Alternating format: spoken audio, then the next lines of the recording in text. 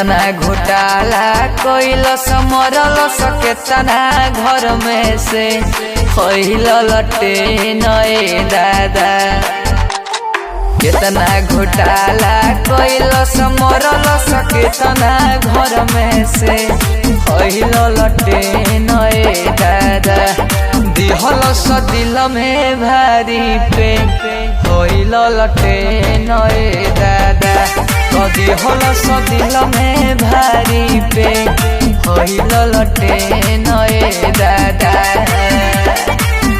तब ये घोटाला 950 करोड़ रुपए का था। देवघर ट्रेजरी से निकासी का 90 लाख रुपए की अवैध निकासी का आरोप है। आप तो जान छोड़िए मुल्क का। जबरन वसूली लूट डकैती लालू जी के राज में।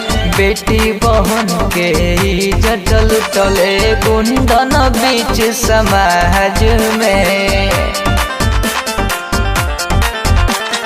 जबरन वसूली लूट डकैती लालू जी के राज में।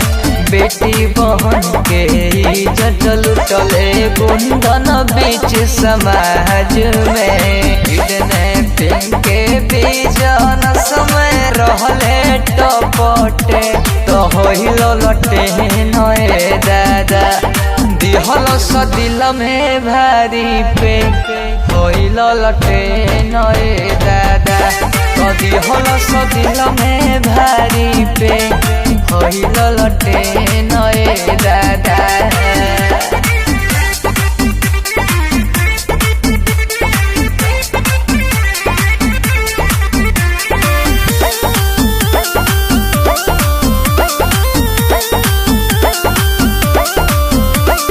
दलित विरोधी बाप के लइका फेर आवल चाहता रे। मछरी जैसन भूजी बिहारी के खावल चाहता रे। दलित विरोधी बाप के लइका फेर आवल चाहता रे। मछरी जैसन भूजी बिहारी के खावल चाहता रे। पब्लिक से मंगले हाथ जोड़ दे द मौका वंश योगे तो होइल लटे नए दादा।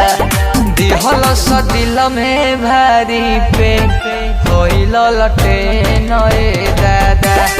दिहलस दिल में भारी पे होइल लटे नए दादा।